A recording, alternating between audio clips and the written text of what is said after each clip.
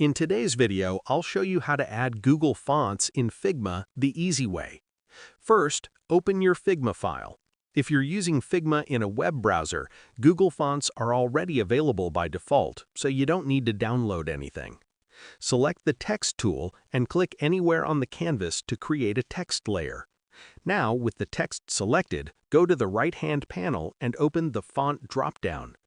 You can scroll or search for any Google font you want, like Roboto, Poppins, or Inter, and apply it instantly.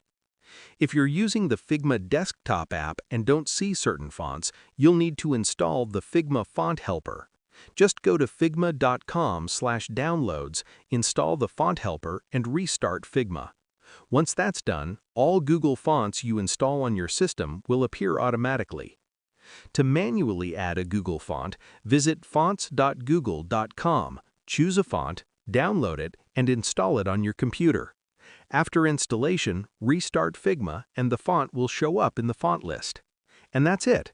That's how you add Google Fonts in Figma quickly and easily. If this video helped you, share it with your friends, and don't forget to subscribe for more simple Figma tutorials.